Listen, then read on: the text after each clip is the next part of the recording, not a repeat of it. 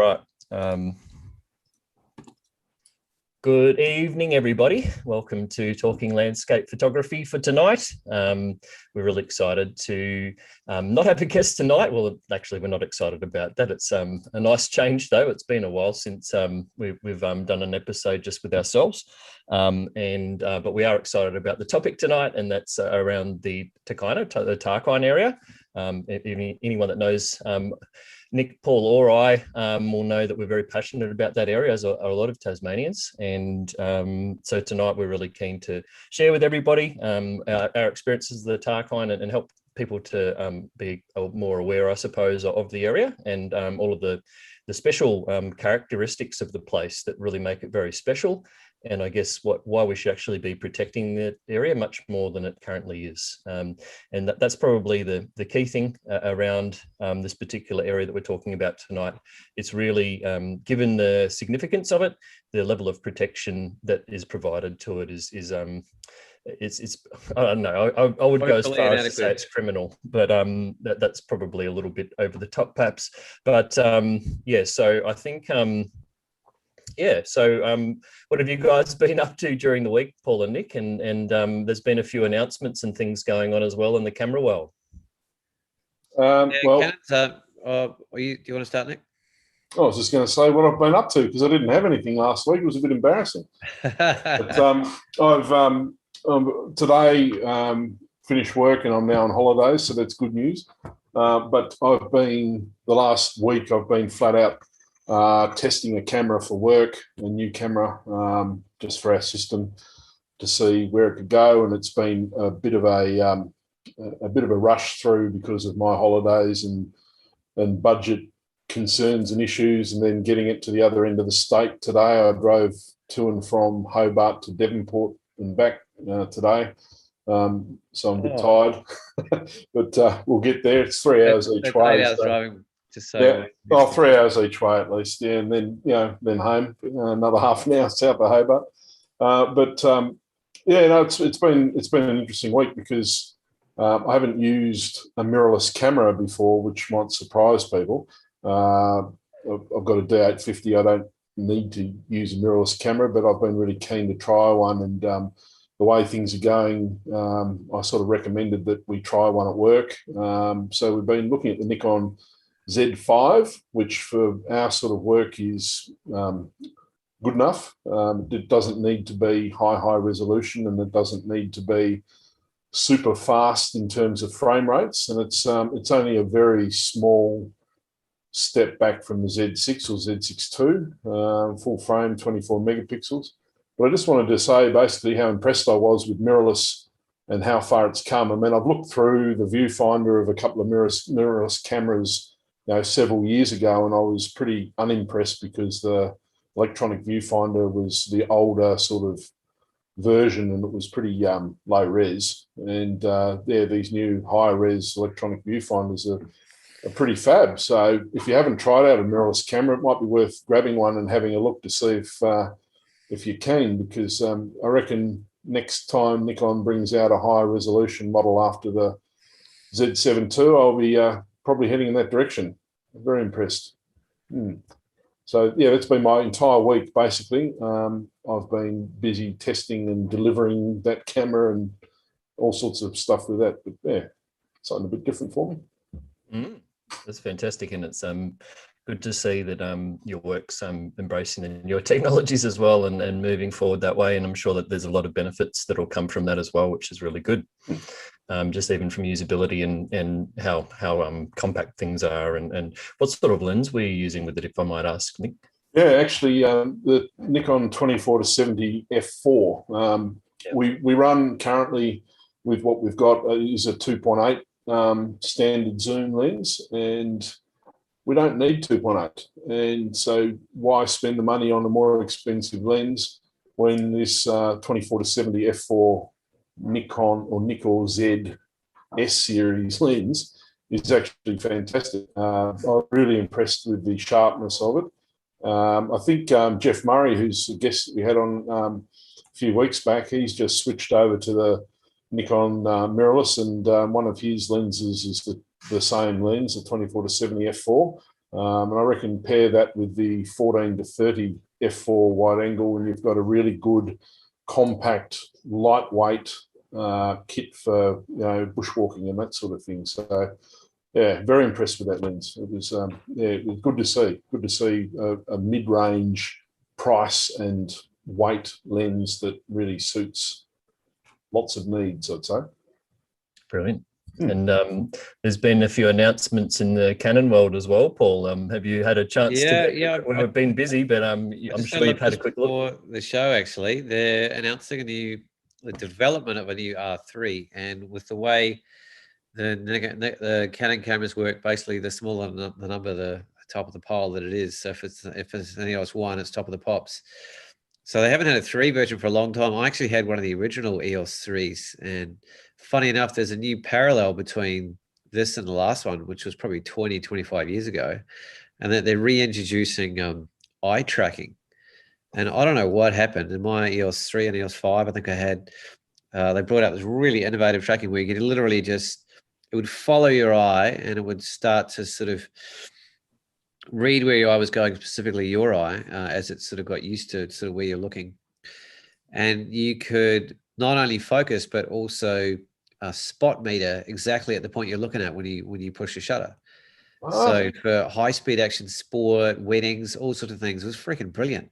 And I have no idea why they dropped it out and haven't used it for 25 years.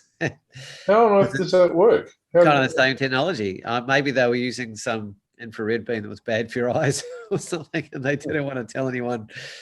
I'm not sure, but that's one of the features they're announcing in the upcoming R3, which could be a bit of a game changer for anyone shooting, animals, even portraiture or action sports, weddings, things where things are really moving really quickly. And there's so much complex things going on. So the usual kind of incremental increase. They're saying 30 frames a second at an electronic shutter, which is pretty quick. So they're pretty much sort of announcing a professional body and one of the larger, heavier, kind of like 1DX kind of type series cameras, which is currently Canon's top of the pops. So extra weather sealing, really strong mechanically, huge shutter count on the frame, and aiming it at that high end kind of sports and journalist. And they've always had that marketplace. They've always had a top of the pops body for people that really beat the crap out of their cameras and need that kind of performance. So that's going to be quite interesting. They are announcing a new sensor as well, a next generation dual pixel autofocus system as well, which can track eyes, heads, as well as a new capability to detect torsos, as in like moving at high speed. So I don't know quite how they the AI torsos, that would have been interesting, putting all those together, guys, girls, everything in between. Is there a weight limit or anything like that? Or is it? Yeah, but I'm most interested in the eye control. I think that's not something that's really floating around out there. And as I said, like at least 20 years ago, I was using mine with that. And did it work, Paul? It was reasonably effective, actually. It only had a certain number of, it only had maybe 9 focus points on the whole screen that you could use. Whereas, my latest R5 has like 5,300 or something. And rather than being only really capable around the middle, they're actually just as capable right to the edge of frame, which I'm finding particularly brilliant. So, what was it saying? So, it just got announced literally yesterday, I think, or 14th of April. Is it today or yesterday? And there's quite a few lenses, or I saw a couple telephoto lenses, probably maybe more Olympics focused or something like that with the focal length range. There's a new 100mm Mac. These are the RF mount lenses. So, they're specifically designed for the new larger mount on the mirrorless EOS R and R5 and R6. So, there's a 100 macro, 2.8 IS. There's a 400mm 2.8 IS. And a 600mm f4 IS. So super high end, kind of big money, incredible performance kind of lenses. So they're kind of just, I guess, translating their high end sport documentary, both body and lenses, into the RF mirrorless kind of world. That's essentially summing it up. So it's nice to see that after probably 9 years of kind of, to be perfectly honest, dragging a ball and chain a little bit in terms of keeping up with the Joneses, particularly in the mirrorless world, Canon's really up in their game to keep up the forefront. So that's really good. I can't imagine the price tag is going to be too pleasant. I imagine it'll be upwards of 10K. for that body. I'm guessing if the R5 body is, their downplayed version, and that's already kind of sitting around 7K, then it's pretty likely this one's going to be up there. I don't have an exact date when they're coming out in the shops type thing, but stay tuned, and good on you, Cannon. Yeah, it's good to see them back in the Merry fold. Christmas. Someone wants to buy me one. I think it would be a tool that it's in your sort of scope, I suppose, of what you do with your photography, or like, is it from a landscape photography perspective? I've always just shied off of the 1D bodies because even though they have the durability and the weather sealing that I could personally really use, they're generally much heavier, clunkier bodies in general. So for someone like me that travels a lot and also heads out bush a lot, I'm sort of not a super big fan of the weight. And normally the price jump between like the 5 level series and the ones is quite significant, sometimes even double. So for that reason, I've sort of put up with the slight less durability and robustness of the 5 series bodies for quite a while now. And I've been more than happy enough, to be honest. But if I was working full time and doing journalism and sport photography, it's a no-brainer. It's probably Canon's been top of the pops on the sport and autofocus world since goodness knows how long now. So they're keeping their flag high in that area, which is good to see. Yeah, definitely. And it's always good to see a bit of competition around. And I guess that's one's in Sony terms probably pitched up against the new A1 and that kind of aspect. So maybe even the A9 as well. So yeah, no, it's good to see those sort of higher end mirrorless bodies coming through. And as for what I've been up to, my bags are literally just behind me, fresh out of the car, coming off Bruny Island, doing a workshop with Mr. Sharkey here. And it was looking like torrential rain, high winds, and total disaster on the forecast, and snow, and God knows what else. And somehow or other, it worked out to be just pretty damn amazing. Yeah, it was actually, given the forecast, I would almost go as far as saying it's our best workshop on Bruny we've had since Aurora, I suppose. So yeah, certainly very grateful that the Tassie weather wasn't just grey and drab, but it was quite wet and rainy and windy and things, but there was really nice reprieves and breaks in those conditions and rainbows and all of the good stuff. So then a high pressure system came through and we had enough to go out on our boat and things like that. So if you are keen to join us on Bruny Island, we do actually have another workshop coming up this year, which is an astrophotography workshop, and that's in July. So you can go to brunyislandphotography.com.au and see more information about that. And hopefully we get a nice big fat aurora on that particular workshop, which would be quite tasty. Yeah, as Luke knows, I've been going there for 22 years. It's one of my favorite places in the world. And funny enough for me, I actually saw places of Bruny that I've never seen before, which is saying something. And particularly, we had an incredible boat trip all the way from Adventure Bay, all the way around to the southwestern corner of the island and Mickey's Bay. And that encapsulates some of the wildest, most extreme coastline in this part of the world. Yeah, the next stop's Antarctica, really, from down there. So, and it certainly felt like it. But some of the structures of the rock are, just like diagonal, hexagonal columns, that look like they've been sheared off, that almost look like, they've been, I don't know how you even describe them, Loki.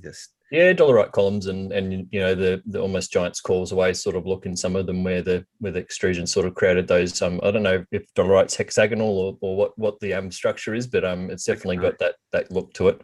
The other thing that we did on Sunday was actually shoot some massive swell, some of the biggest swell probably for a long time. And we went to a swell rock, Nick, and some of the waves were probably twice as high as swell rock. So you're looking at almost 25 meters in the air when they hit the rock. So it was very spectacular. Yeah, that rock's called swell rock because that's what the lighthouse keepers and the weather people down there used to use to gauge what the swell actually was back in the old days. So they'd look at the rock and see how far up the waves were hitting, and then they're able to report back that it was a certain height. So when it goes over the top of swell rock, you've got a bloody big swell. Yeah, no, that was it was very spectacular. So I'm looking forward to attacking those images sometime in the future. Surprise! Yeah, I was out surfing, and I got super inspired for the workshop actually by a post that Nick did last week. So Nick, if you go back on his Facebook feed, did a post and he showed this like satellite view of the speckled cloud, and he basically explained why this weather pattern for that particular day, which was actually potentially incredible. And when I was out on the water, I saw some of the most incredible cloud structures. I must have seen 4 or 5 double rainbows entirely across the bay, one after the other. These beautiful gradations of tone from blues to magentas to oranges to purples, all the way through the sky. And I was kind of crying that I didn't have a camera out there with me. But it sort of reminded me with Nick's post that if you've got the kind of knowledge and wherewithal, then if you dive right into those kind of weather patterns, you can get some of the greatest images you'll ever get. Mm. And it really was one of those days, you know. So on paper, you'd sort of like, oh, yep, that's an editing day, that one. But if you actually dig in and get out there, it's possibly going to be the best stuff you're going to get in a long time. And it was a massive swell, 16 meters on the west coast of Tasmania. Mm. Absolutely, yeah, no. So that was great, and I mean, from probably worth transitioning from one amazing place to the next, and probably, if not more so, spectacular. And that's obviously the takayna, the Tarkine, and that's obviously the subject of tonight's episode. And we I guess maybe Nick, it might be worth even bringing up that map just to start, and just describe where the areas where Tarkine actually is, and maybe some of the key areas that we'll be talking about over the episode, and those sort of aspects.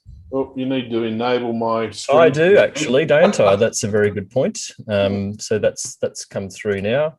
Yeah, and so I guess for those that aren't aware, the Tarkine area is on the west coast of Tasmania, or the western region, sort of the northwestern part, I guess you could say. There's no, I don't know, is there actually a formal boundary? I think it's more of a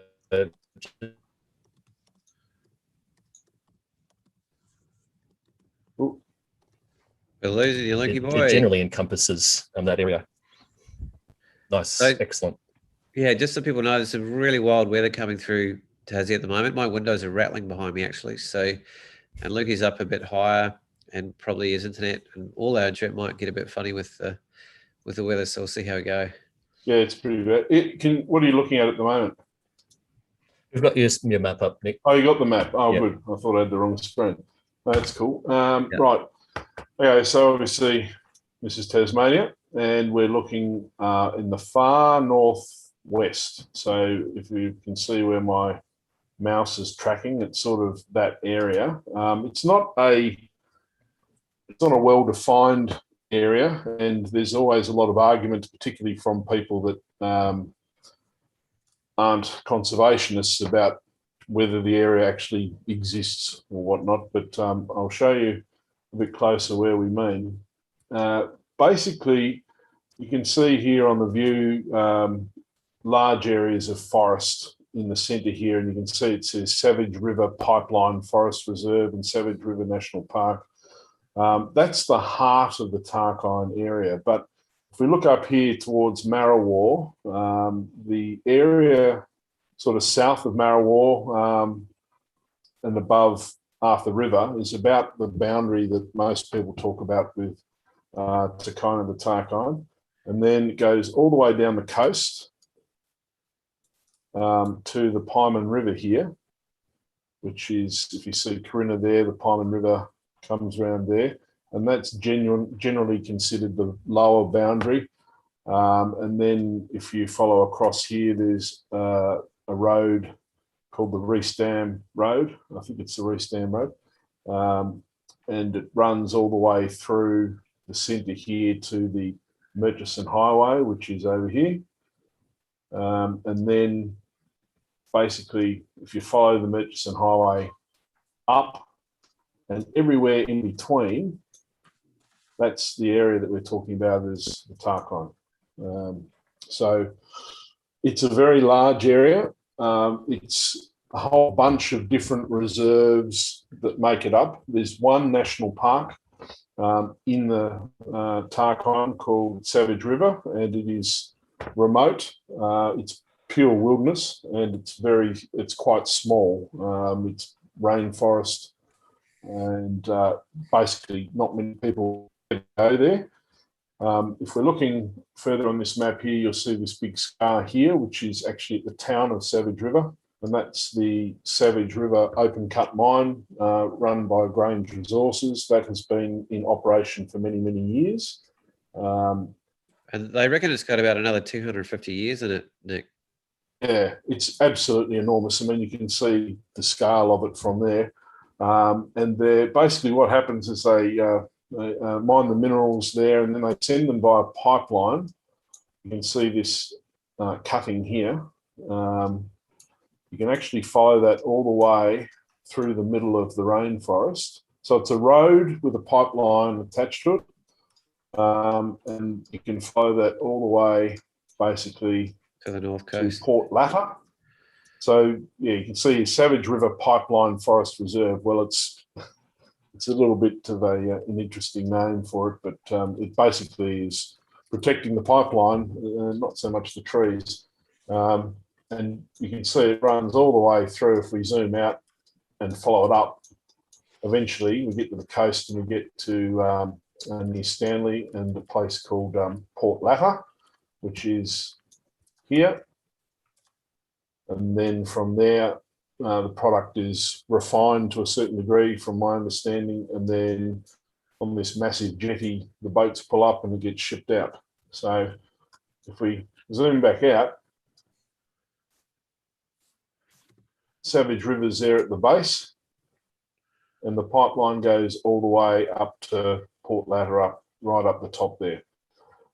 So that's been there a long time, and it's the area around it that is the main rainforest area, what is the second largest temperate rainforest in the world, and that is the heart of the Tarkine, this area bounded by the road down the bottom, cut through by the Savage River Road, and then all through there. But there's also up in the far northwest part, lots and lots of further rainforest. And you can see here where the logging sort of patches are, and they're coming in all through the area on the edges and just cutting deeper and deeper into the rainforest.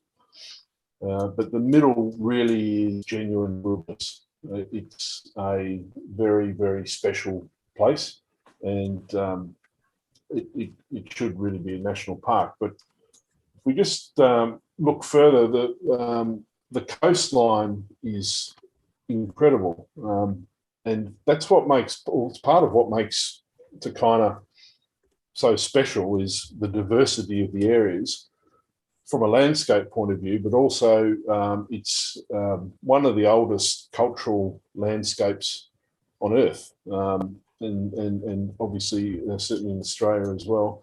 The Aboriginal people inhabited the coastline all over Tasmania, but the evidence of it is particularly rich through the Tarkine. There are middens, there are dunes of middens. I mean, they're literally enormous, just shell middens. There's all sorts of evidence of hut depressions and seal hides and all sorts, all down the coast. And you can see here as we go below Temma. Temma is the last little town, and then it's rugged coastline without the town. You can see we start getting into the dunes here, which are, you can see they're quite enormous, and they continue. This is Sandy Cape. This big knob here is Sandy Cape, and they continue all the way down to the Pyrmont River, virtually. Quite an incredible coastline. And if you hear some of the other conservation debates around four-wheel drive access, it's mainly four-wheel drive access to the coast and these dunes that get talked about the most.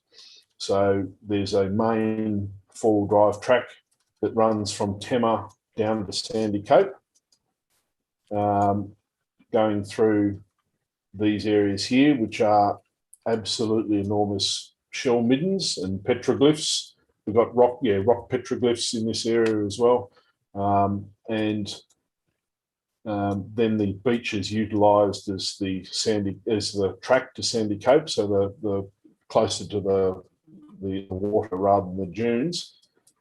It goes all the way to Sandy Cape, and you can see quite clearly that Sandy Cape is well utilised by four-wheel drivers, and has been for years. There are a number of shacks down the coast in the area, and it's part of their tradition as well. The tracks actually do continue all the way down to the Pieman River. However, the tracks from the Pieman River to a place called Sea Devil Rivulet, which is just up here, south of Sandy Cape, they're actually closed to four-wheel drives, and it's illegal to drive there at the moment, and that's a big point of contention.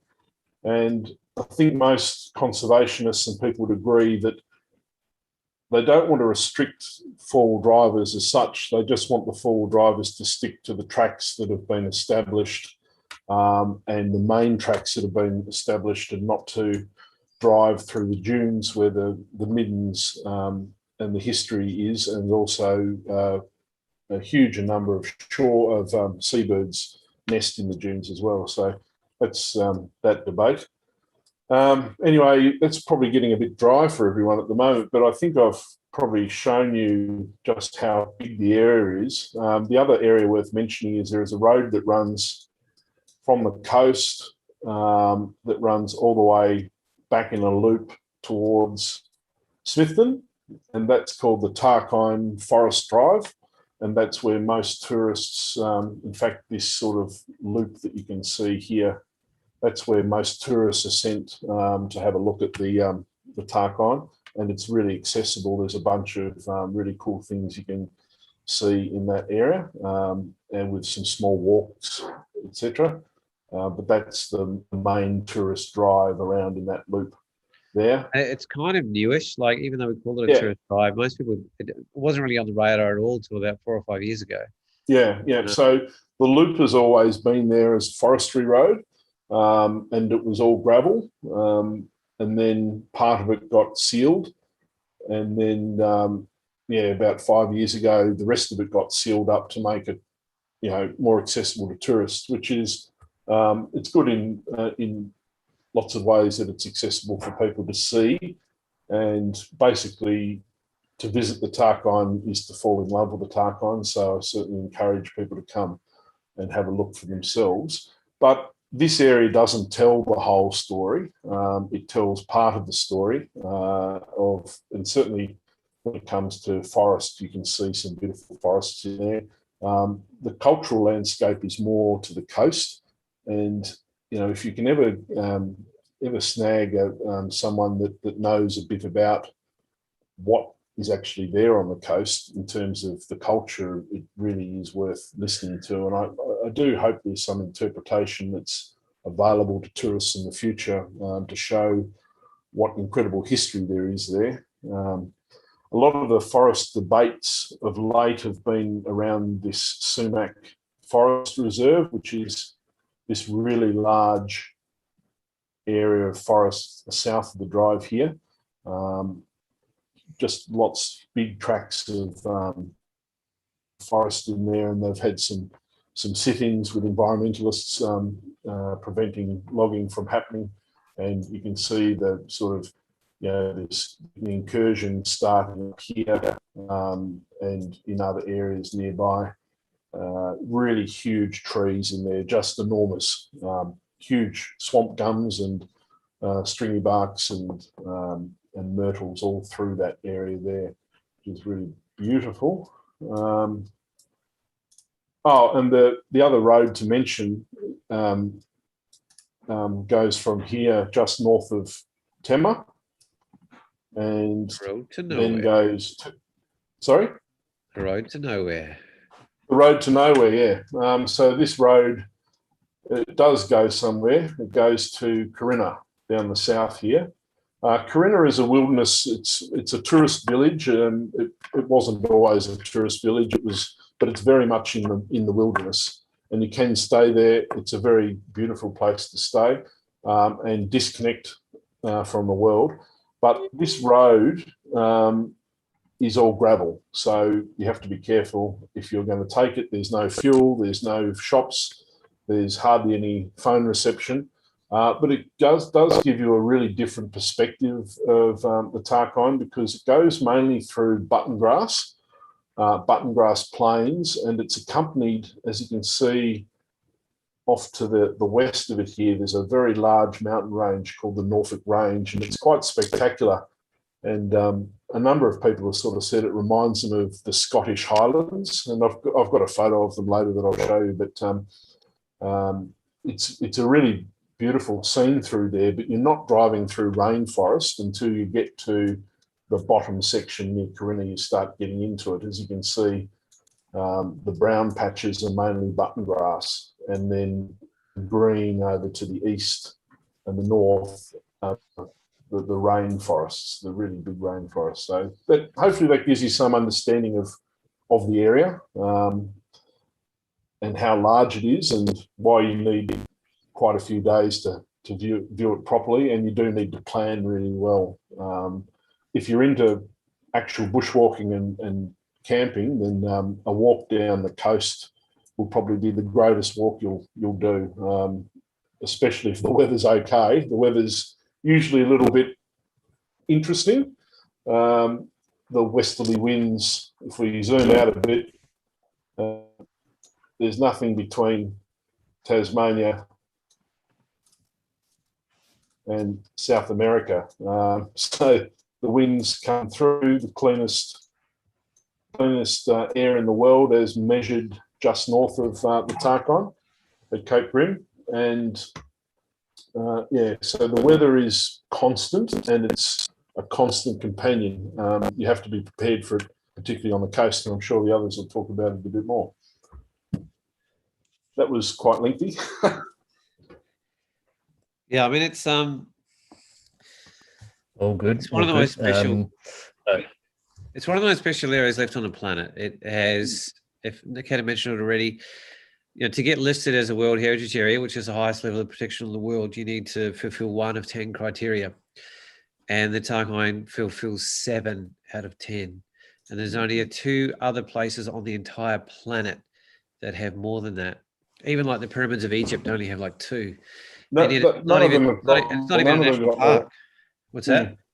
No, there's only 2 places on Earth that have 7. There are none that have 8.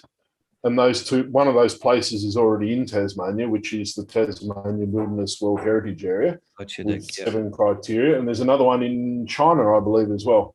But nowhere else has a higher amount of criteria than Tasmania. And the Tarkine has the exact same values, and certainly from a cultural point of view, probably very, very strong in those criteria as well. It's quite insane. Sorry to interrupt, Paul. Yeah, I mean, from a cultural point of view, it's like walking in a museum. It's a living museum. You can't walk 10 steps down that coastline and not either visually see or have access to a living heritage of this culture. I mean, there's 50, 60,000 years of layers of story my understanding is that it's the most accessible and visible representation of Aboriginal culture anywhere on Earth, from the oldest living people in the world. So Luke and I will talk a little bit later in the show. We've actually just come back from an incredible trip out there, and very, very heavily focused on that narrative. The coastline significance from an Indigenous and cultural perspective, and there's going to be some really interesting sort of press releases and newspaper articles and potentially books coming out from a project that I've sort of been involved with for a long period of time, which is quite exciting and a little bit like, whoa, where are we going to go? So I'll present on that a little bit later when it's my go. But it's I think it's one of the great jewels left in the world. I think as not only globally, I mean, from a national level, we just lost, I don't know how much of our forest and carbon stores from the fires last year. And to me, that shines a spotlight on this being one of the greatest carbon sinks left in this part of the world, for starters. That's the kind of talk that people relate to from a very down the middle sort of perspective. So that's a position to start from in terms of a resource for the planet. There's not really much left like it. It is the largest temperate rainforest in Australia, and my understanding, the second largest in the southern hemisphere in the world in terms of temperate rainforest. So, it's actually, I think, 90 or 95% covered in mining leases and logging coops. So that's the main reason why it's not protected. Yeah. And when Tony Abbott came in, he approved, I think, 100 new mining applications in like 2 days or something when he first got brought in. And they started just racing in there and ripping open just open cut holes all over the place and in pure rainforest areas. But luckily for the Tarkine, all of a sudden the price of iron ore went through the floor, and all of a sudden they just kind of stopped in their tracks and left the big holes lying there. And now it's kind of creeping back the other way around, whereas the prices have risen up, and there's 2 or 3 active sort of mines being just about to be opened, and they're quite sort of ugly open cut mines and pure rainforest areas, and it's sort of like here we go again. But we've had a bit of a reprieve for maybe 4 or 5 years from that point of view. From a mining point of view, the forestry's kind of been continuing, and one of the issues is a bit politically charged, but in Tasmania is they've just been debating some new kind of, Nick will know more about it, like anti sort of protesting laws, where the big powers that be are trying to ruffle the feathers of the stalwart protesters and make it very difficult and very consequential for them to stand up and protest the right to protect these places. Nick, would you know more about where that's at, or what kind of laws in particular, or how it's changing? So the idea is that the way the government puts it is that they protect the right to protest, or they respect the right to protest, but they don't respect the protesters that enter works and prevent people going about their business. So the main aim of these laws is to stop direct protest action on the front line, at the gate of the mine, chaining themselves to machines in forestry coops, and that sort of protest action. That's what they're aimed at. They've been defeated at least twice now in the through court action, and also by being voted down in the Tasmanian Upper House. And certain political parties are intent on bringing those back and trying again and trying again. It's a big debate down here, and it's certainly a hot topic. I've got my own personal views on those laws, and I'm not going to share them here because of my work, but it's a really interesting situation. I know it was literally debated in Parliament literally a week or 2 ago, but I haven't heard the outcome. I wasn't sure what ended up happening, Nick. Yeah, it's been thrown out, so they'll have to try again. Okay. Yeah, so yeah, it's very tricky legislation to bring up, because what they inadvertently do is, with their definitions, or they have done in the past, they've included, it's basically meant that other types of protest activities or just general business have been caught in that legislation, and they haven't been worded in such a way to work out exactly who they're targeting and how they're targeting them. I think that's part of the problem, and excuse me for being a bit vague about it. I'm not really sure of all the ins and outs of the actual points of law, but that's sort of my understanding. If we're looking at my screen still, are we, with the map? Yeah, it's probably time to start looking at some photographs, maybe, Nick. Yeah, we will. But I'll just point out this is a town of Rosebery down here. It's got a very strong mining heritage, and you can see the mines that are close by to Rosebery. The area that conservationists are most concerned about at the moment from a mining point of view is in the area along this road here, basically. Areas off there have been opened up to strip mining, certainly south of the road, and they're a precursor for a larger mine that's proposed for a place called Mount Lindsay, which is in this area here.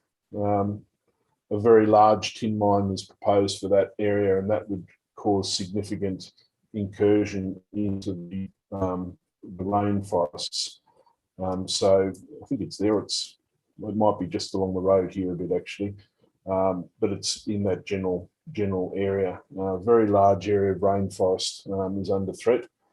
And so that's where the protest action has been from a mining point of view. And if we just skip up the road a bit, it's this general area on the west of the Murchison Highway in here. This sort of area in here where there's been a lot of controversy with forestry recently and protests, etc., as well in that area. Again, it's death by 1,000 cuts coming in and just reducing the wilderness cut by cut. But yeah, let's start looking at some images, and maybe they can be referenced back to the map again, just to show people, because really... Do you want to start? Are you happy to start, Nick? Oh, yeah, if people aren't sick of my droning on, but yeah, I may as well. I think at least we don't have to look at you then if we got the pictures up there, so that'll be a start. I'd actually know you'd be in the corner, won't you? So. Is that a Tarkine forest behind you, Nick? You are? Your background. You're looking at me now? No, you're not. You're still looking at my screen. How do I? Yep. So if you just wanted to share your Lightroom or whatever you're going to share it with us. Oh, here we are. Here, right. No, I haven't shared the screen for a while. So new share. So we're still looking at the yeah, I think he's having to reshare it to the new screen. There we go. Wow. Yeah, I know exactly where that is. Yeah, me too. Yeah. That's just the first one. So I'll skip away from that and show some other areas. But before I go anywhere, there's some real heroes involved up in the fight for the Tarkine, but there is no bigger hero than Scott Jordan. Scott Jordan, he has a team. He's got a lot of supporters and a lot of people supporting him, but there is no one else in the takayna Tarkine conservation movement that has done more for the protection of the Tarkine than Scott Jordan. So I just wanted to put up a picture of him here, hand feeding a little Joey that's been rescued. That's something he and his wife Lynn do. But they've got a full house at the moment. Yeah. So Speaks has been running an animal kind of rescue rehabilitation shelter with his own family and his own space for a long time now. Yeah, but this man has been through the absolute ringer. He lives in Burnie, which is a forestry and mining town, and very anti-green in general. There's some wonderful people up in Burnie, but Scott's had a very hard time over the years, and he fights and fights and continues to fight, and it's very, very admirable. So thank you, Scott. Not that you'll probably ever watch this, but thank you very much. Where to start? Well, we've been talking about the cultural side of things, so I might bring up a few pictures. So this, obviously, when we're talking about shell middens, most people know what we're talking about. They're basically areas where Aboriginal people camped, and then threw their leftovers, their rubbish, onto piles. And it's only when you go to a huge midden in somewhere like the Tarkine, and when I say huge, I'm talking absolutely massive, that you realize how old this culture is. I mean, how long does it take to build up a mound of shells? And when you see that the entire coast is a midden, you just really get some feel for just how incredible this place is from that perspective. This is very high above the waves, on top of the dune. There's midden. If you dig anywhere down, you'll find midden. Here's the same scene in moonlight. It's really incredible, and all the tracks. I do have a picture of it here somewhere. Bop, bop, bop. The tracks just that have cut into the ground for the ATVs and four-wheelers. They're just cutting through midden. It's quite incredible just to see. But there's a very special place that I visited on the coast a few years back. And if we look at this here, that is midden and stone tools. This is nowhere near the shoreline.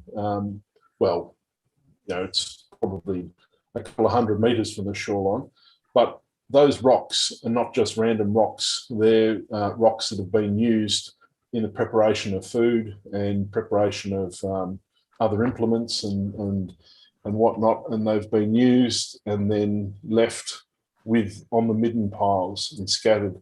Go and zoom in a bit, but they're cut, they're shaped. Some of them are just pounding stones. That they don't shape as such, but you can see the sort of the vastness of what I'm talking about here. And if we look at a close-up, you can quite clearly see the type of stone tools that they used. And this is just lying there on top of the sand. You can see the sand here has been carved by the wind itself, and very, very few people visit in areas like this. It's just so delicate.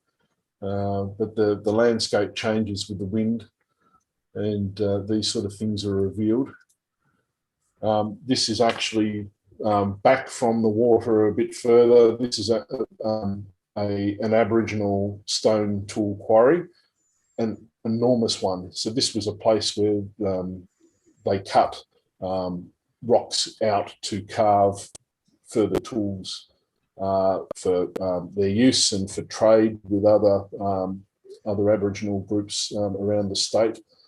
Different rocks in different parts of the state had different uses, and so there's quite a bit of evidence of trade of different types of geology around the state, they come from places like this stone tool quarry, which is the largest I've ever seen. I'm sure there are probably larger, but it's a vast area, quite incredible. I've got some more from this particular area that just sort of show the beautiful pig face here, and all of that through there is midden that's been uncovered, and stone tools. It's quite amazing.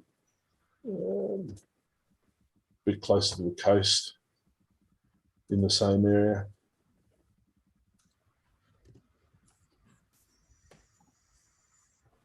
I love this one with the animal tracks just in the foreground there. Definitely a feature, isn't it, Nick?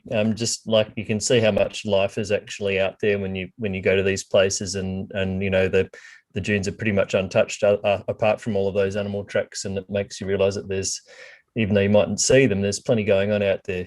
Yeah, so there is a four-wheel drive track that leads to this area. That is closed, and it's illegal to drive a four-wheel drive along that track or an ATV along that track, but it doesn't stop people from doing it. There were some tracks right at the head of this area, which I've got photos of, but I haven't prepared them for this, to show that people were still driving in the area, even though it was the edge. But it only takes one person with an ATV to come tearing through this area, and it disturbs so much. And if they don't know what's there, then this sort of area would be. I mean, if you look at, if we go back to that, they're not in order because they're from different ones. If you go back to sort of, this sort of shot here, you can see what sort of a playground it might be for an ATV or a dirt bike to sort of zoom around in. But it's so delicate, so delicate. There's so much there. You just wish people would obey the closed tracks. This is the same area. You can see the midden in the bit that's eroded away there. You've got the other sand that's piled up, but just under the surface is all midden.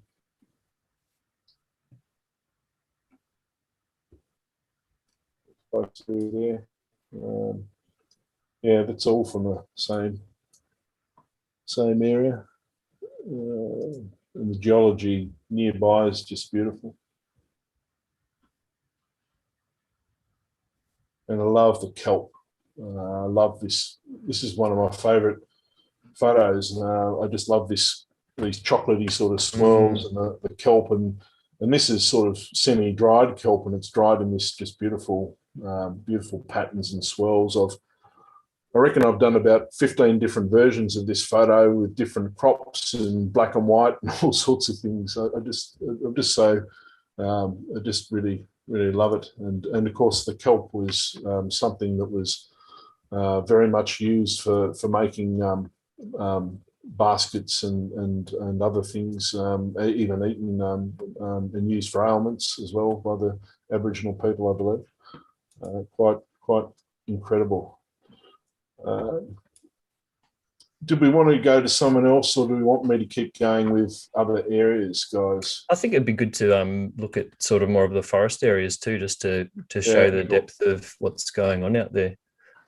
Yeah, sure. This one first because this is a photo that anyone can take. It's on the forest drive. It's a sinkhole that's filled with water, and it's right there next to the road. If you're driving along, you'll see it, and you'll go up, and you'll go back, and you'll get your camera out. You've got to be careful. You can't walk too close to the edge. It's pretty delicate, but you can definitely get a longer lens shot of this scene, which, just such a beautiful reflection, beautiful greenery. These trees are obviously, I can't really zoom in because they're only small, but they're, obviously grown inside this sinkhole. And it's a really great area. They're enormous trees. This is a myrtle tree, Myrtle Beach, Nothofagus Stunning. cami. You'll see all sorts of examples like this if you go along the forest drive and then take some of the short walks, such as to Lake Chisholm or to along the Julius River. Those sort of areas. There's facilities there such as toilets and picnic tables, and it's a great place to stop and go for a walk and grab the camera, and really, really beautiful. Set up well for people to see. And I mean, this isn't far from a road either. I mean, you don't really have to walk far to find things like this. The only thing you really have to be careful of when walking through areas like this is you're not stepping on delicate plants, and also in some of the wetter parts of the forest, you might also get burrowing crayfish mounds. You have to be really careful of those. And they're basically little piles of mud that they're I don't have an example here, but they're the little burrowing crayfish make little balls of mud and then basically stack them up into a big pillar, and they live inside the pillar. They're quite incredible to see, but you just got to watch your feet in the wetter areas of the forest to make sure you're not disturbing any creatures. This is my background that I've got tonight, but I really enjoyed this scene between two incredibly large myrtles, looking at the dancing tree in the background.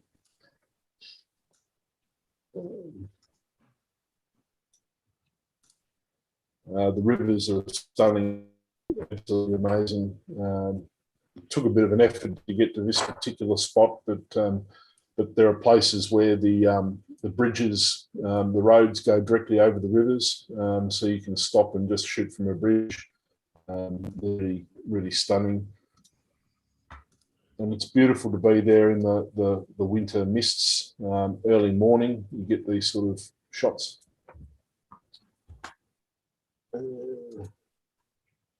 This was taken from a bridge, albeit quite a small bridge in a fairly random area, but yeah, just some beautiful water patterns quite a long time ago. There's some waterfalls that you can visit. There's quite a few. Some of them are harder to get to than others, and this one is called Beckett Falls. It's currently not really accessible. There was a large fire in 2016 that devastated this area. The falls are still there.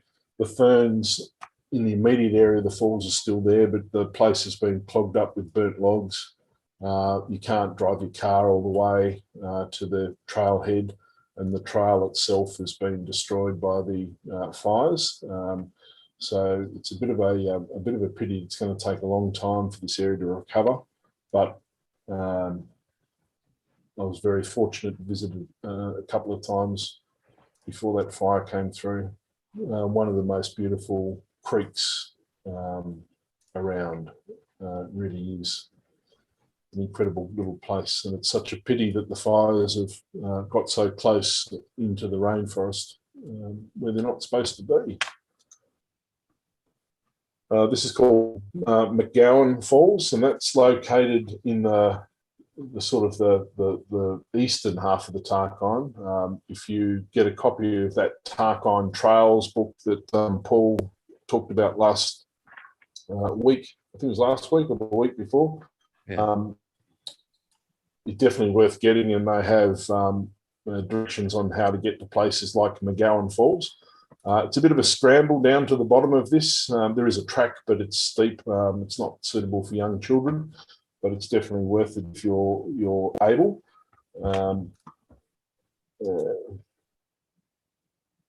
This is a special falls called Lovers Falls. It's accessible on the Pieman River from Corinna, but it's only accessible by boat.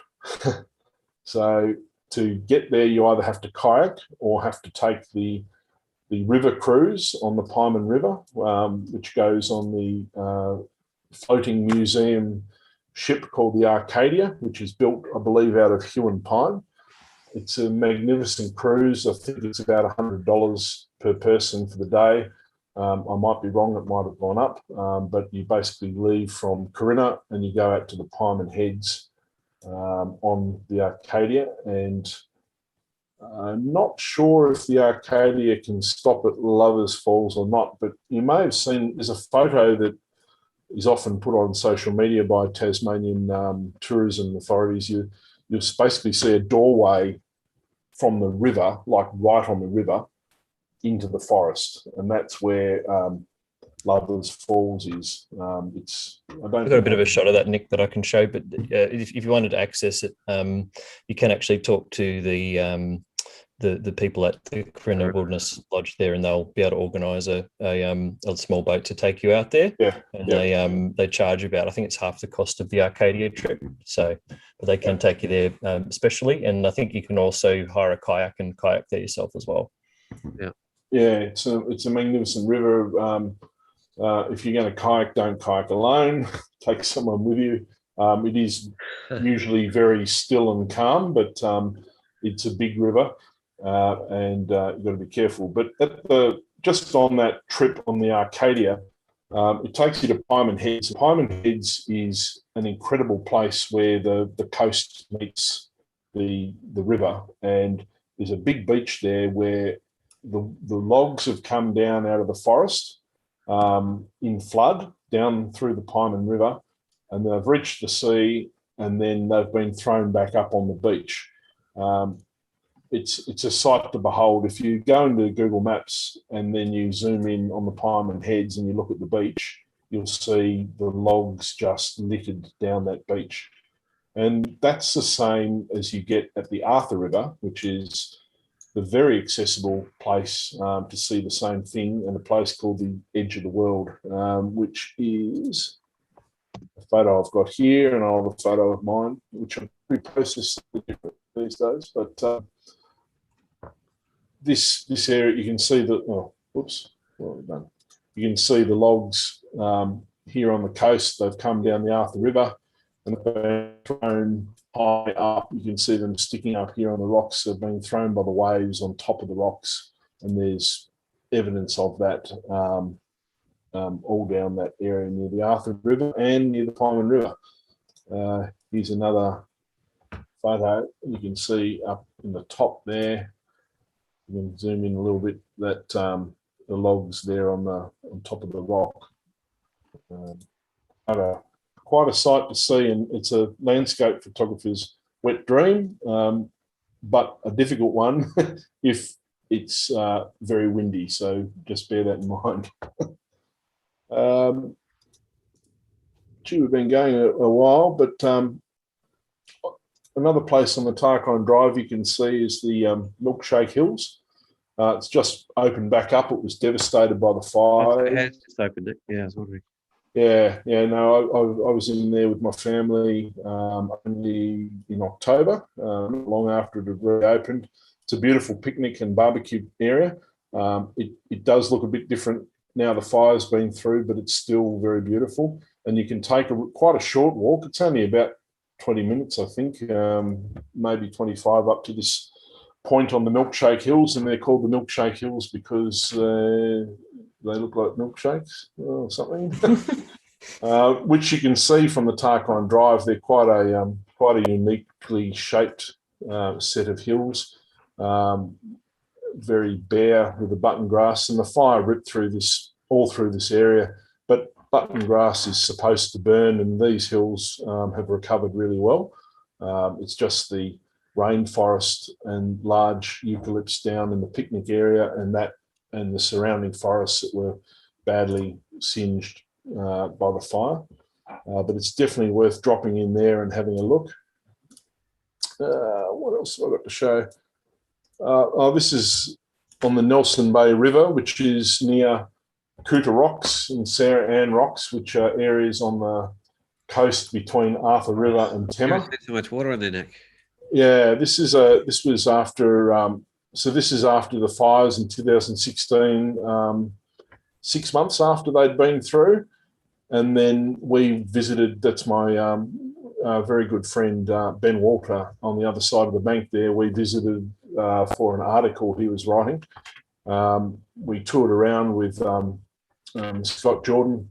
We spent a night with Dr. Nicole Anderson up in Swifton, and we visited some of these areas, but it absolutely bucketed with rain. There was, I think, 60 millimetres of rain overnight, and before we went down here, and I loved the contrast of the burnt landscape with the flood coming through. It was really a sight to behold. But this area that you can see is right on the side of the road. There's a waterfall there, quite a large one, and you literally drive over. It is easy to miss, though. It's easy to miss. It's the Nelson Bay River. It's got a sign there, so you can just park once you've gone over the bridge and just have a bit of a poke down. It's beautiful to see.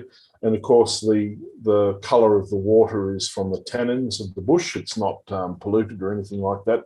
It's just from the tea tree and other tannins that have leached into the water to give it that beautiful, rich brown colour. And I've actually got a shot of the mouth of that. Yeah, so this is the mouth of the Nelson Bay River. and you can see the tannins, contrasting with the sands and the rocks there. Again, another place you can visit with a short walk around the beach from the town of the little hamlet of Nelson Bay, which is south of Arthur River again. Very easy walking on the beach. Talking about the Buttergrass Plains, this is a place called Dempster Lookout. All this area was burnt in the fires. This is before the fires. It is recovering nicely. But in the background there, you can see the Norfolk Range, which is what I talked about before. And I've got another shot to show the Norfolk Range a bit closer. Somewhere. Let's see somewhere. Maybe if I made these thumbnails bigger. Yeah, so this is the Norfolk Range here.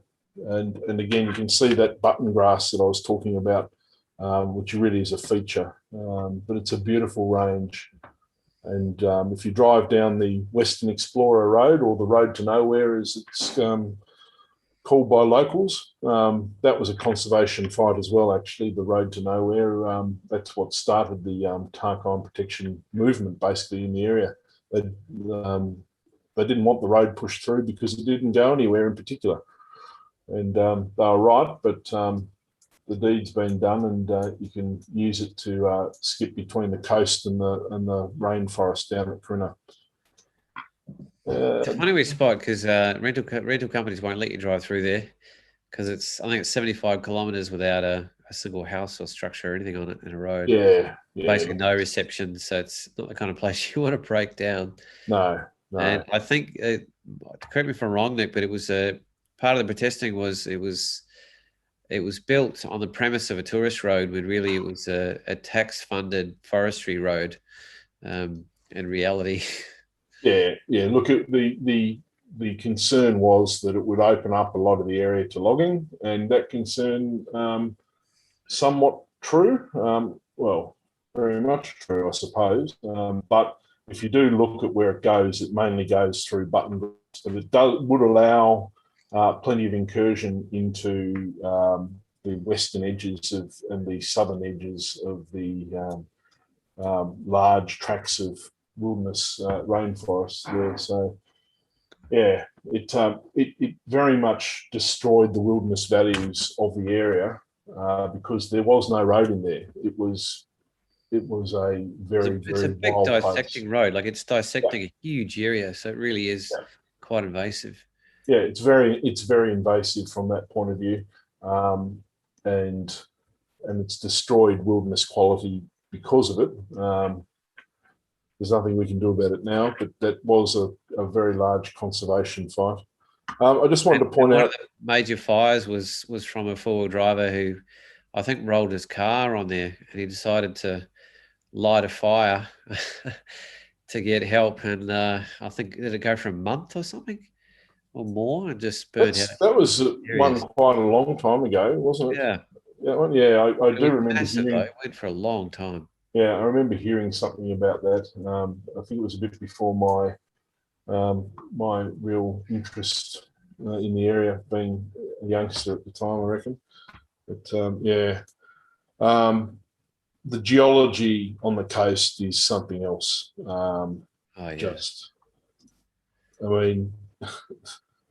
The rocks, some of them are incredibly sharp and some of them are incredibly smooth, but the beautiful patterns there's no better place to shoot rocks in Tasmania. It really is astoundingly good on the coast, and you just got to pop into one of the any of the little side places between Arthur River and Tema, or even higher between Marrawa and Tema, to find rocks just like these. They're everywhere, and they're like this. You get these rocks that you can see here, and then literally 50 meters away, you got this. It's just insane. You'll never run out of things to shoot. You'll just run out of lens wipes for cleaning the salt off the front of your lens element.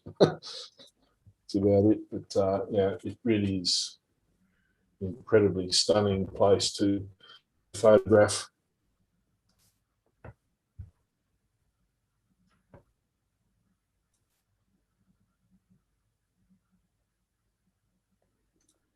And there's that same cool guy. Anyway, I might end my show and tell there, guys. If you wanted to pick it up, we're already at 20 to 9. I'll unshare. How do I unshare? Stop share. You can go, Paulie. Yeah, I have a bit of rock and roll.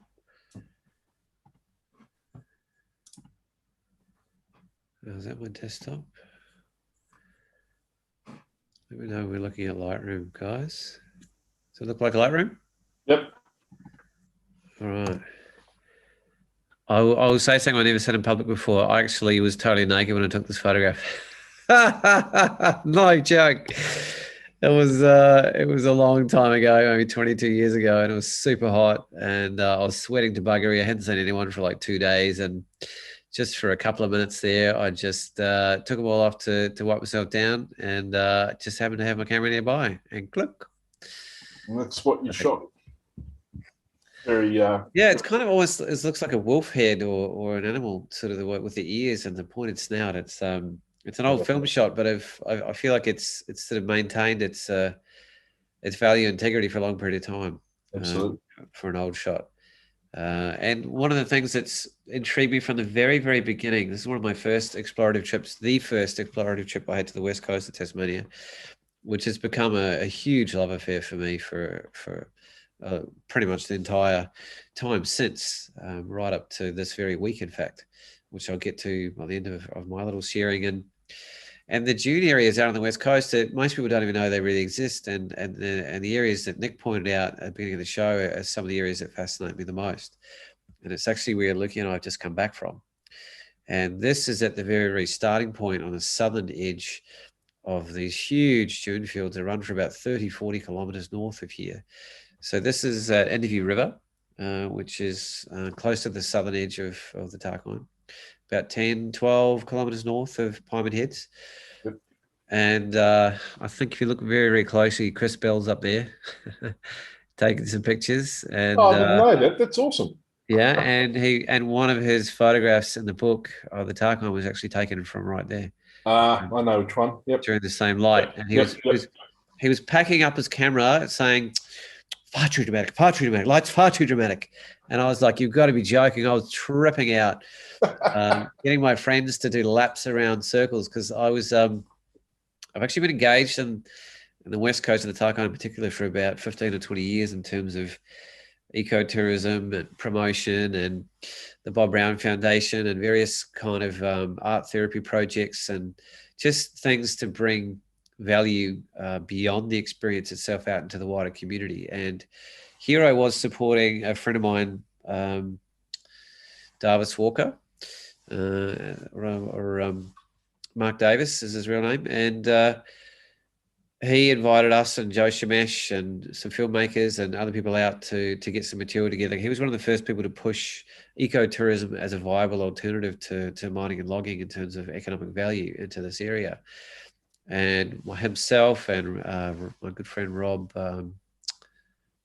it's about 5 of them just put their whole life on hold and on the line for about a decade, just building up the Tiger Trails and then Tarkine Trails business, which was probably really the first to give it a proper go in terms of introducing people to this area and from a tourism sort of value adding perspective rather than a resource taking perspective. And I think, is it that shot or something similar, ended up being the cover shot for the book that we showed last week, Tarkine Trails. So if you do want to go in there, there's no better guide than this particular book. And the reason it was created is because the areas, it's a bit of an unknown. It's quite a mysterious place. It's quite hard to access. There's not really obvious sort of tourism routes and infrastructure out there, so it's not really well set up for your traditional route. But if you go through the book, it goes through every bushwalk, every short walk, every campsite, every longer extended walks to paddling trips through the waterways, and it basically creates an accessible platform for you to engage with this incredible landscape that is quite hard to gain the knowledge of outside of something like this. So I said last time, I was lucky to get the front and Nick got the back. We've both got a lot of photos in between, and about 20 different photographers have contributed to that process sort of all the way through. It's an interesting point you make, though. There are people that I've talked to that have visited the Tarkine that have been really underwhelmed, and I don't know where to go. They don't know where to go. Yeah, they just don't understand the where to go. It's better now that they've set up the tourist route a little bit better, but I definitely recommend getting that book to get a better understanding, really having a look at the map and the roads and where you can walk and that sort of thing, to gain a better understanding before you go, and then leave enough time to visit and spend some time there. You can do a lot of it as you can stay at Smithton or at Arthur River or at Corinna. They're the sort of the main places you'd recommend to stay from an accommodation point of view if you weren't camping. And there's lots of camping that can be done in the area as well. There's some beautiful campgrounds at Arthur River and other areas. So just plan it well and do your research and you will be blown away. The people that say they're underwhelmed they just didn't know how to explore the Tarkine and they weren't pointed in the right direction. So just bear that in mind. If anyone ever tells you, I didn't like it, then that's probably why. Yeah, they missed it. So, and by the end of the show, you get an understanding why we can genuinely say that. So this is Interview River. So it's basically just slightly south of where that is part of Interview River. That's just slightly further back. Huge amount of force and energy around the sand structures and the waterways there. So there's quicksand, and when that river looked completely different the next day, you wouldn't have even recognized it. Just things move around so quickly. The geomorphology is just like something out of Jurassic Park. It's just even hard to describe what is going on there. It's a geologist's probably wet dream really to be walking around these sort of places.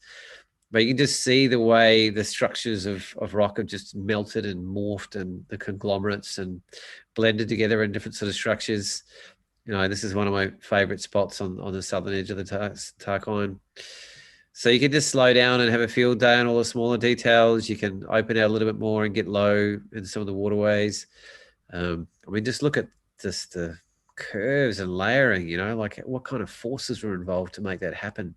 And they're just sort of laid bare like bones to be read and appreciated, like almost nothing I've never seen in the world, actually. That particularly the southern and northern edges of takayna, north and south of the big dune areas. This is, again, the edge of the world, basically Arthur River, which for many people feel is the starting point of it.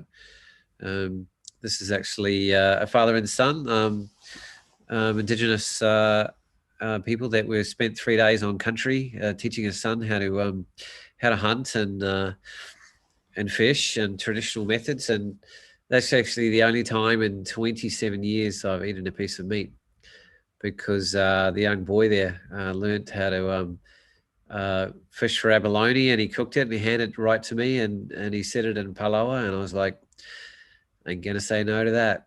And that's the first and last time I've had a piece of meat in 27 years, apart from Luke trying to trick me a few times. And looking north from the coast, like sometimes when the tannins come out into the waterways and there's so much swell, it just churns the entire seacoast into foam. And I've been in places where it's 6 to 8 feet high, and you can't even, you can walk into it, have no idea when you're going to hit the water. There's just very, very dynamic, wild landscape. It's very raw, very powerful, very, very windy, very exposed. And one of my favorite pathways to access it is through the Pieman River. And when you catch a beautiful misty morning when it's still, there's nothing quite like it. Absolute pure traditional rainforest, Huon pines, which are now some of the rarest living species in Tasmania. You can still see them lined along the waterways. And it's very, very mystical, sort of otherworldly sort of journey And as Nick described, on the oldest running human pine boat in the world commercially, the Arcadia, which has a pretty wild and interesting history of its own. That's just literally out the car window, just driving across the top of, just above the Savage River Mine, actually. You get some beautiful views out towards the coast and the different layerings of some of the mountain ranges. That's literally where you catch the ferry from. Again, you can camp just on the left-hand side here, in some beautiful little areas. There's lots of walks in and around here, up to an hour and a half north on the White, shortest south, grab a kayak, go north or south. It's a really wonderful little town. It's a little eco village that runs on solar power, essentially. And it's renowned to be one of the wildest places in Australia at this time. There's literally like gun battles across either side of this river from drunken people during different times, and there's lots of interesting stories about the heritage of Corinna in particular, and that the pioneering of that place is super wild, going down the Pieman again. That's on the northern edge. This is probably Saran Rocks sort of area. Yep. Very accessible, and for a 5-minute walk you're going to get access to some of the most incredible coastline in Australia photographically, if you ask me. And that's to be said for most of those areas between Tamar and Marrowa. That's a little bit closer to the Pieman Heads, but you just get a sense for the veracity of the ocean and just the raw power that it has. You can soften it out with long exposure, but yeah, don't turn your back at the wrong time. That's a big mistake on the West Coast, which I've made a few too many times. You've got to be, it's not the sort of place that you get really close and wide angly with the waves. You really need to keep away from the waves. It's just, don't go near them. You will die. Yeah, so don't. You will not. It was 16 meters out here a few days ago. So do the maths on what kind of wave heights you can imagine we're blasting over this coastline at the time. Yeah, a little bit hard to imagine. So, I've been coming out to this particular coastline for about 20 years now, and it's easily my favorite place on the planet. I've just never been everywhere quite like it. That feels as raw and powerful and fresh. Like when you get blasted by the air, you can almost feel that it is the cleanest air in the world. When the weather comes through, you can see it coming and decide where you want to be, and then it just blasts on through, but it never sort of hangs around. Everything's always evolving and changing and moving and flowing and challenging you to be present. It's not a faint-hearted sort of place. That's actually really close to the Savage River Mine as you're driving through there. But again, the geomorphology, this is one of those slice and dice sort of areas that if you put your hand down to the wrong place, you might not have an extra one of your fingers by the time you pull your hand back up. It's like razor blades. Yep. I don't know. I've been up here so many times. I just love its different moods: morning, evening, daytime, moody, sunny. I've seen it all, and it's just, I don't know, just as it never fails to kind of blow my socks off for how it feels with a vista like this laid out in front of you, and all that geomorphology and earth history just laid bare for you to enjoy. This is one of my favorite walks. It's a Lake Chisholm walk. I feel like that's probably one of the most easy and accessible places to get a real kind of rainforest sort of experience. And the man ferns that are like twice the size of you are there, within like 30 seconds of walking out of the car park. Back here again, just can't get enough. I don't know how many trips that's So I didn't include any of those pictures from that particular spot, Paul, because I knew you'd have tons of them. Oh, okay. Well, that's what I was wondering about that. And I do. I certainly do. But I'm going to actually change my tune through this talk to a lot more of a people focus, actually, and a conservation focus. So I'll start off with a more geomorphological. This was actually, just playing around with ICM. And this is actually in the Savage River Mine waterway, which is basically like a toxic waste dump. And the water is blue sometimes, green sometimes. I've seen purples, I've seen reds, I've seen oranges. I don't even know what sort of goes on in there, but it's sort of, they built up all this fencing along there, so you can't actually stop your car anywhere near it. You've got to actually walk a long way back to be able to get in there. But I was just, dancing around with interpreting it in different sort of ways, and a little bit more creatively. To get such a different range and variation of structures and rock types in one place is really quite common out there. And you can just slow down and spend forever on all the details, as Nick spent a lot of time doing. and I certainly enjoy a lot myself. Like getting down low and just shooting straight on, sight on to all these different patterns and features. You can just spend like 2 or 3 hours. I think I did spend about an hour and a half just in this one little area, getting out my macro and just having a ball. And a lot of the rock features are very angular and very twisted around, and so you're just constantly getting your head jerked in different angles and different directions with the way the geomorphology sort of works. And here's a kind of another example of just how curved and morphed the rock structures can be. This is actually just in January. Actually, I was out there for New Year's. I literally went out there for New Year's Eve to bring in the new year with a whole bunch of friends. And I've been out there many, many times with good friends. It's a very wild place, but it actually, in some ways, is more accessible than you think. But when you're out there, you're definitely really out there. There's certainly no phones down the road. You can get dropped off by the ferry, but the only way back is you're never going to walk out of there. That's for sure. You're definitely relying on other people to get you out of there. Yeah, you kind of are. And we found that out the hard way one time. We were out there when these huge fires hit. We had no idea they were coming. We just woke up one morning. We couldn't hardly see our hand in front of our faces. There was 20 of us out there.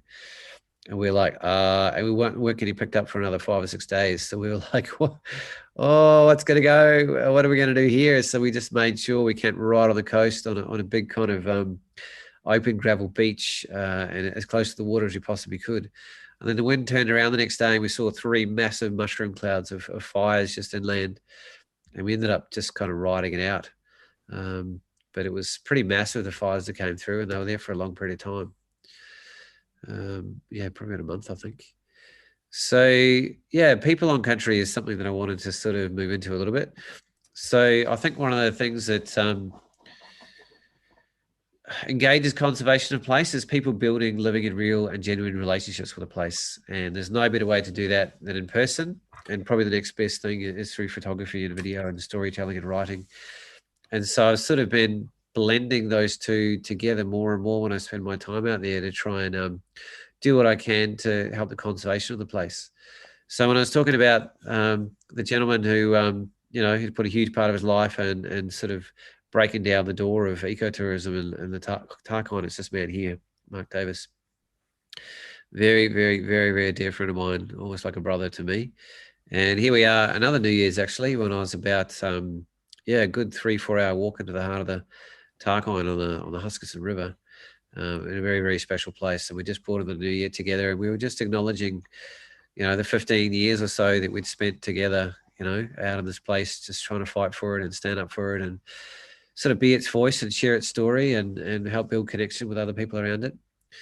And that's Davis's father, and he brought him out to the Tarkine, and he started a bit of a movement called Wild Walkers, which is bringing people out to the Tarkine in particular, takayna, and helping them build relationship to a point where they're willing to kind of stand up for it and do what they can to acknowledge the value and benefit of to their well-being and the personal development even and even into relationships here between mother and daughter, father and son that they've had from their experiences out there. So this again is one of the great legends of the whole region, Scott Jordan. I have a massive, massive admiration for this man. Incredibly humble man, and I won't even begin to tell you what he's put on the line and what his family's had to put up with too, actually, to be fair, over the years, because of his veracity to stand up for a place. But he does it with a lot of grace and a lot of knowledge, and he has a very, very deep understanding of all the issues involved, from politics to finance to government policy to law, as well as the on the ground sort of roots passion of from an environmentalist point of view. Tim Cooper, we've had on the show, is another man on the ground who I feel like is really putting a huge part of his time and energy into, photographing both the place itself and the people involved in trying to protect it. So huge respect. I don't know who these Muppets are, but I took them out there. I think I popped your cherry. Is that right, Loki? Certainly Andrews for the first time on this part of the coastline together, and our good friend Dex as well. Brought him out there, and that was amazing. I think this was actually early last year when we started doing the next light collector project, which is also on takayna. This is with some of my closest friends, bringing in the New Year's. That is literally the last sun of the year of 2020, which I'm sure plenty of people were happy to leave behind. And it was quite a magnificent sunset. And we're out there with friends and family. And God, I flew in from Melbourne the night before and finished packing my bags at 1:30 in the morning, and literally got up at 2:30 in the morning after about 45 minutes sleep, and drove 6.5 hours to get to the ferry to walk out here to have New Year's with my friends. And we decided let's get a big group shot with everyone. And a lot of my friends are very experienced outdoors people, and they're quite happy bringing their families and young kids out there because they know what they're doing and they know what to bring. And here we are with the crew, the Light Collective crew. There's Ricardo de Gunner and Andrew Phipps and Lukey, of course, getting dropped off out there for, I think it was 2 or 3 nights, I think we were out there on this particular trip. So, yeah, I was just really enjoying, here's my friend Davis again, just building in, I guess, the picture of people, because people's relationship to country is really what is going to help save it, if that's even the right word. When you bond with a place to a level and a depth you're willing to stand up for it, then that's when things start happening and differences happen and people sit up and listen. And you can kind of almost get a sense of just how much the beauty of this place is just absorbed into their souls and their smiles and their beings. They've become proud to sort of represent it and be a part of its story, I guess. So I've been part of a project called Tarkine Emotion since 2015, and that became the largest environmental art project in Australia. And it was founded by Dan Bruin, and it was supported by the Bob Brown Foundation. And Luke and I actually just came back this week from the latest one. There's been a break for a couple of years because of COVID and another event, and I'm very, very proud to have been part of that. And as an artist, actually talking about people, I decided to challenge myself rather than just go out there and photograph landscapes, which I've already been doing for 15 years. I actually started photographing the artist on country. And I started doing a series of environmental portraits of people that had spent a huge amount of their time and effort to engage with that place and tell its story through different mediums, through song and through writing and through acting and through plays and through jewelry and through printmaking and through dance and through song. Simon Westaway, who's devoted a lot of his time. He's a famous Australian actor. Deb Weiss, that's actually at Sarian Rocks in the north. She's a legend. And she's a fierce, wild, amazing human being. And she puts it on the line for what she believes in. And you'll know all about it when you're standing in front of her, sharing it in all its glory. This is a performance dancer out there, just channeling all that she was feeling fluidly from the landscape and her experience there. This is another example of Miss Deb Weiss. We look in those eyes. You better be ready to meet her because she's all there. She actually was just doing a shoot, I think this week or last week, all underwater with her fabrics. Exploring elements of her artwork and conservation. That's a painter. What's her name? Joanne, I think. It does magnificent sort of work. So it was a real privilege to sort of meet. This woman here is actually one of those people that's really put a huge part of her life into quite high level conservation of the place as well. A beautiful Frenchman that came along for a few years and got involved. These guys have done a lot together.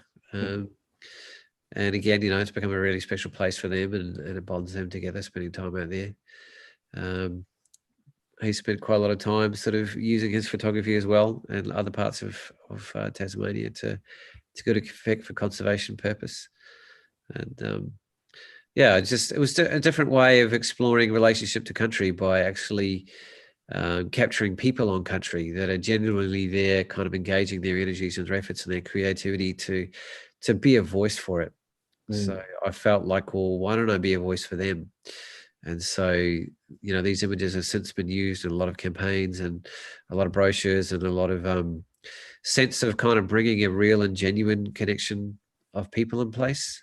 And I'll move into a deeper space of that with the next sort of project that Lucky and I have just come back from. Philip England, magnificent photographer with traditional analog techniques. He literally carries around a darkroom on a trailer wherever he goes, and just does tintypes and huge, large format sort of work and traditional processes. And wonderful guy, and he does terrific sort of work. I just wanted to mention there. You mentioned briefly that art project, which has been going for a number of years now, was the brainchild of an absolute champion of the Tarkine, Dan Bruin. Yeah. And absolutely dedicated environmental campaigner, and he came up with this whole notion. And the first year was more about developing a documentary around the art project. So there was also an exhibition, and there have been exhibitions most years to show the different types of art.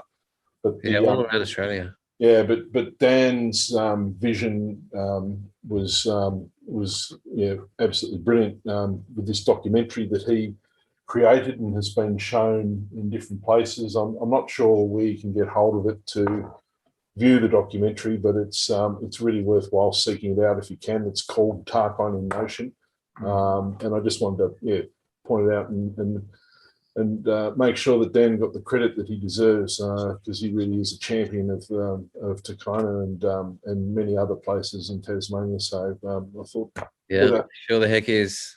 Give him a very good shout out. Well deserved props. Yeah. And I got a slight little pat on the back. I think I figured out this year I was the only artist now that's been to every single one, and very proud to continue that tradition.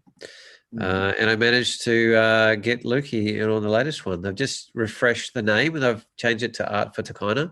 Yep. I think it's a little bit more accessible and also a little bit more respectful of the Indigenous kind of positioning around that. So I have been building up a relationship with Indigenous people for quite a long time in Tasmania. It's a very slow process, but I've been having a crack at it for about 20 years, and I've begun sort of photographing them in context on country.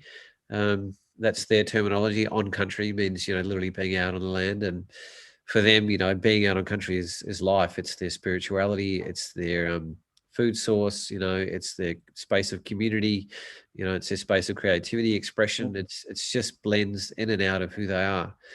And these two magnificent Palawa women sort of gently allowed me to catching them, building and creating, traditional ochre and shell necklaces and baskets. And, I was very, very humbled being out there. They're very, very strong, proud women. And, to have some pakeha fella, as they call them back home, sort of getting his nose in there with his camera was very, very graceful of them to do. And it was very, very special of me to witness. And so that's sort of continued, once you've built up a level of trust with a certain number of people in the community, then that can then open doors to engaging in other aspects of community potentially as well. As long as you're very, very respectful always about how images are used. And in my case, they've only ever been used by them to support what they're doing, essentially. But what was born and became born partly out of, very much actually out of Dan's Afa Takayna was it became clearer when some of the Indigenous people started to get involved in that project as well and tell their stories and come out on country with the artists and actually, give us the sense of cultural significance and spirituality and present understanding and how to relate to place and different aspects. Because pretty much everywhere you go, particularly on the coast, you're going to come across or be present to, living history. And it's really important that if you are going to be doing so, then how do you acknowledge that, and how do you protect it as well, and how do you stand for it, how do you respect it, and out of that came this first book project, Takayna, Country Culture Spirit, and myself and Rob Lakers and Matt Newton were the photographers involved with that project. And it basically was a huge testament to the living and real and genuine current relationship of Indigenous people with the Tarkine, in particular takayna. And yep. Sorry, just to interrupt, Paul. Anthony just posted on our chat here on Zoom the link to Tarkine in Motion, which is on YouTube, which is fantastic. I was wondering if it was up. I was guessing it might be because it wasn't yeah, 4 or 5 years. But yeah, it's good to see. I've actually just posted the link on the YouTube feed. So yeah, I'm going to watch. Got it on both feeds, and I encourage everyone to watch that. It's a wonderful documentary.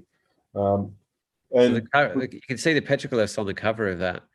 And there's a very controversial history with the petroglyphs in the West Coast. Like, there's actually areas that literally have been sawn off with bandsaws and stolen and taken away. You know, there's huge areas that are actually underwater, never to be seen. There's others that have been deliberately buried because of, you know, how they've been treated. It's sort of it's a bit of a contentious sort of area but it's, you know, it's so powerful when you come across them. As Nick has and I have in various places, and I make a point of just not telling anyone where they are, basically. And I don't photograph. I actually don't personally photograph them either. I just let them be. But very proud to be part of that. Here's the physical book here, and you should be able to access it and buy it on the Bob Brown Foundation sort of site. And Luke just got himself a copy recently, and I know Andrew is reading it because we actually I've been working for a long time with the Bob Brown Foundation, and particularly trying to get out to very remote areas of the West Coast and quite areas that are quite sensitive, and caught up in the middle of that sort of debate around off-road recreational vehicles and access, and, you know, and the well-being and the longevity of the Indigenous cultural living history that's out there, because they're very much in contention at the moment.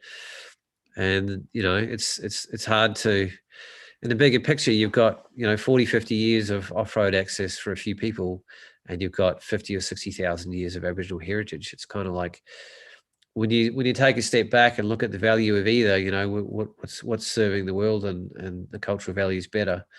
You know, there's lots of other places you can go full drive, and they've literally opened up other areas for off-road vehicles nearby for that very reason. So they have alternatives. And from a very practical point of view, if you're running down there and you're getting into difficult sandy areas, which there's just, you know, just stacks of, the easiest way to get through it is to drive up over a midden, because you're going to get more traction with your tires. So it's kind of like, you know, it's pretty hard to even go down there and avoid them, even if you wanted to. And the sand moves around so much. And anyway, so to get down the gist of what Luke and I just come back from, and what I'm just about to reveal, the photos that I've never shown to anybody publicly before, that literally just a few days old, a week old, is a project that we did. So as part of Art for Takayna, we got ourselves out to a very, very remote area of the West Coast, and we actually invited and engaged with the Indigenous community to come with us, and we actually documented and filmed and interviewed them out in some very, very, very special and unique places. And, you know, that's potentially going to be used for another version of this book. And there's a big press release coming out on Monday with Bob Brown and Heather Sculthorpe and Nola Mansell and a lot of the sort of big players from the TAC and the Indigenous community. And it's going to be very interesting to see how this work is used, actually. So I'll just whip through kind of quickly, because I want to have time for Lukey to share too. We've gone through a fair bit of the show. Just some of this particular area of dunes that you really can't get to any easy way in Tasmania. And we managed to get ourselves out there and for about 4 days and just totally immerse in a very, very, very unique landscape. You know, the mood of you know, the striated, braided creeks and rivers, and, you know, the mounded, you know, the bones you'll find on the beach, and whale bones. Lukey found some whale bones in particular. This is one of the major rivers on the central west coast of Tassie, for instance, which, as you can see, on a big day is going to get pretty tricky for crossing. either by car or by foot. This is Nala Mansell, who came out with us for a period of time, and I don't know if she'd been to that particular area, but even while we're out there, we had 4 drivers coming out, driving through areas that they weren't allowed to and didn't have permits to go. And chatting to Teresa Sani in particular, it's believed that a lot of the peoples out there in the Tarkine actually buried their dead in the dunes. So as much as, people might say, oh, it's nothing here, mate, it's just sand.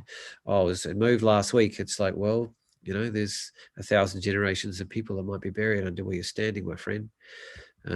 So it's kind of, and she was a little bit shocked and sort of trying to figure out how to roll with, she wanted a conversation to say, can you come and talk, and can we have a bit of a chat about, what's more important to who and you, and do you know the value to my people of where you are and what's going on?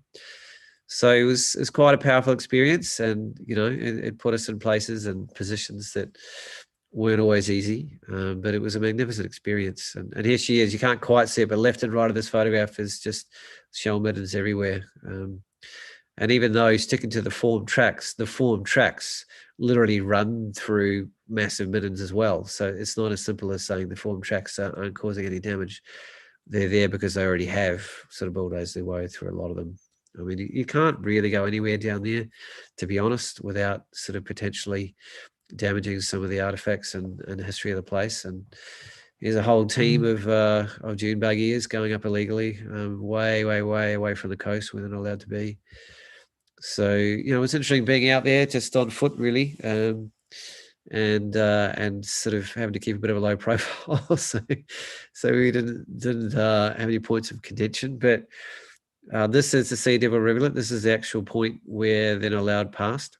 And there's a big sign actually just there that makes it very clear. But the government's looking to open up this whole area again just to get a few more votes from those local four-wheel drivers, essentially. So that's the way democracy and politics works, unfortunately. In order to keep in power, they need the local votes. So there's often compromising decisions that are made that have short-term benefits to a few politicians and long-term detriment to other ongoing sort of elements of conservation and otherwise. And that's not a new issue. It's going to be ongoing. It's just part of the way our culture sort of works, the way I see it.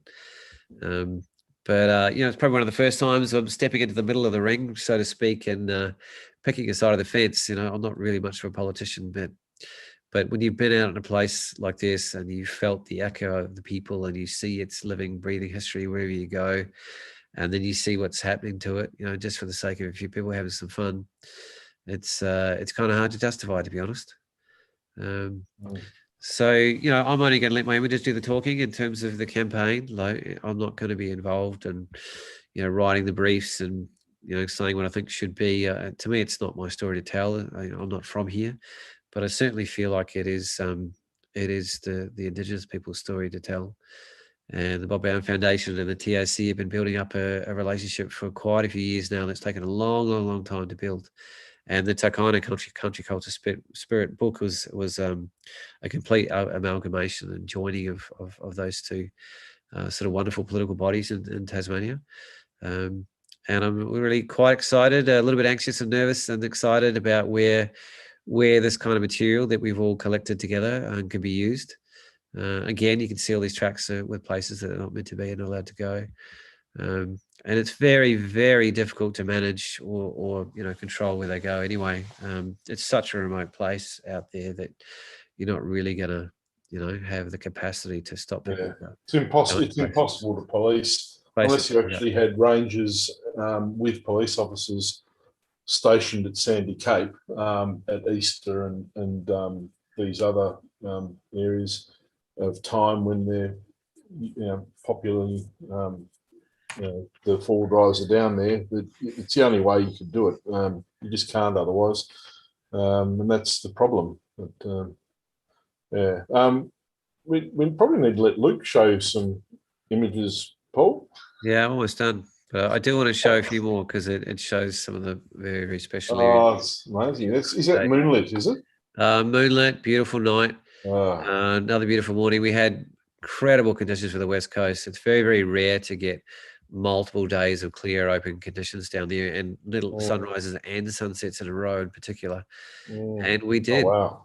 And I think it was 31 degrees out on the east, the Maria Island of this day. But some of the areas we found were just, this whole valley was just like, you just get goosebumps walking through here. It's just a walking. I mean, who would have thought that's in Tasmania? You know, it looks like Namibia or something. And you won't find anything like it anywhere else in Tasmania, to be honest, like this. No. It's a very, very unique place that I've spent a lot of time trying to get to. I did the opposite of what Nick would have let me done. I think Lukey saw the shot, and I leant down and got a few myself afterwards. Thanks, Lukey. I left. I have a Panamu stone that I wear around my neck from home, and I left it in this river. And so it's now a part of the West Coast, and that's the very line where they're not allowed to cross. So after spending all this time with the people and walking around with some of the elders and being taught some of the culture, you know, I feel that I left some of my culture there as well to blend in with that landscape and sort of absorb into it and be a part of it. And you know, it was challenging even being out here. You know, you could just almost feel the old people walking around here and living around here. And they don't call it middens; they call it living sites because. And this is literally an example of, this is the main form track, and it runs right through the middle of, you know, an absolutely massive sort of midden. This is some of the areas just to the northern part. I can see shapes and faces and almost like mini corroborees going on. I'll just get through to what I wanted to show, because it's probably Lukey's go now. And here we are, just sort of, you know, getting schooled up by following Teresa Sainty around and learning about the different kind of shellfish and tools and different kind of cultural aspects to living there, and, you know, practices around death and the size of the shellfish. You know, a couple of 100 years ago relative to now is like double what it is now. So there's real incredible living history and information in these sites that, and look how massive this one is that where we interviewed her. So very, very special experience. And some of these might be popping up in a newspaper very soon, I have a feeling. She's So a legend. we'll see. Yeah, so I'll jump. I haven't finished, but I'll jump out and let Lukey go if he's ready. Should be ready at 25 past 9. What do you reckon, Luke? Yeah, sure thing, Paul. No, that's it was certainly a real privilege to be out there, and certainly something that I'll be thinking about for a very long time in terms of the opportunity that we had to get out there. I'm having a feeling that my internet connection might be on the fritz, unfortunately. Yeah, I don't know if you guys can hear me at all. Yep. Okay. We can hear you, but you're only little. Okay. Well, that's a change. I think that what's happened is that we've got some pretty bad internet connectivity problems to forward to moving to a place where I actually have much. Not long now. I don't really know what to do about that other than maybe. Sorry. You'll be at a new spot in a couple of weeks, yeah? 2 weeks? I was what, sorry? 2 weeks, you'll be in a new place? I don't hear you. Luke? That should definitely make things a bit better. Yeah, we might have to. What's that? We might have to leave you, Luke. You're really bad. I'm sorry. It might be an addendum really to the next show, perhaps. Very bad. I don't feel so bad about going on a bit longer than Nick. No, that's fine. Probably, if we rushed it through, we would have had a bit of a gap, maybe. My window is currently not rattling, which is great. But yeah, it's when you get pretty extreme weather like we have, it's not very helpful for those of us that live like Luke does in a slightly less suburban area. Yeah. Well, look, we probably will have to end on that note, I reckon. Paulie and Luke, if Luke's bandwidth isn't going to... Yeah, look, I don't know if you can hear me at all, but... Not well enough to continue. No, All right. Well, forget it, Luke. We'll end it. You forget it. How does that sound? Oh, he just spent all this time putting his work together. And personally, I've been looking forward to seeing it because I haven't seen it yet either. We'll have to have a look at that next week, I think, or sometime not too distant future, because I'm keen to see Luke's stuff as well, Paul. And but I think that the time has come. We're 2 hours in, that we probably should end it for now. No problem. I don't know if you guys can hear me anymore, but hopefully the connection's improved a bit. Can you just confirm you can hear me?